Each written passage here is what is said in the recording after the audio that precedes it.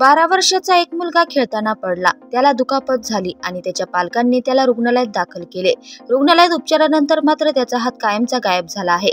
त्याच्या हाताला प्लॅस्टर केलं आणि त्यानंतर त्याने हात कायमचा गमावला आहे. कळवा रुग्णालयातील हा धक्कादायक प्रकार घडला आहे.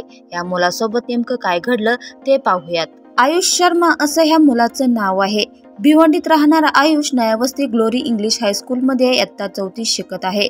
आयुष रविवारी 24 डिसेंबर रोजी क्रिकेट खेळताना पडला आणि त्याच्या उजव्या हाताला फ्रॅक्चर होऊन गंभीर दुखापत झाली.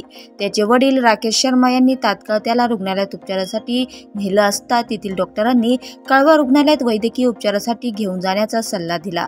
छत्रपती शिवाजी महाराज रुग्णालयातील डॉक्टरांनी त्याच्या हाताची जखम स्वच्छ न करता धनुर्वाताचं इंजेक्शन न देता थेट प्लॅस्टर लावलं आणि शनिवारी येण्यास सांगितले. परंतु शनिवारपूर्वीच आयुषच्या हाताची बोटे काळी निळी पडली. भीतीपोटी राकेश यांनी पुन्हा कळवा रुग्णालयात धाव घेतली. डॉक्टरांनी त्यांना उशीर झाल्याचे सांगत पुढील उपचारासाठी सायन रुग्णालयात घेऊन जाण्यासाठी सांगितलं. दरम्यान सायन रुग्णालयातील डॉक्टरांनी आयुषचा हात खांद्यापासून कापला कारण त्याला धनुर्वात झाला होता. कळवा रुग्णालयातील डॉक्टरांच्या निष्काळजीपणामुळे माझ्या मुलाला हात गमवावा लागल्याचा आरोप आयुषचे वडील राकेश शर्मा यांनी केला आहे.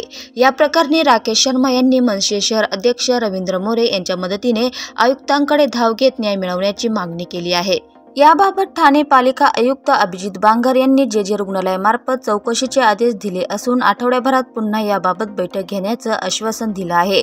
जर कळवा रुग्णालयाने मुलाच्या भविष्याचा विचार करून नुकसान भरपाई दिली नाही तर पुढे जाऊन मनसे स्टाईल आंदोलन छेडण्याचा इशारा रवींद्र मोरे यांनीच दिला आहे. ठाणे महानगरपालिकेच्या कळवा हॉस्पिटलमध्ये बोंगळ कारभार अजूनही सुरूच आहे.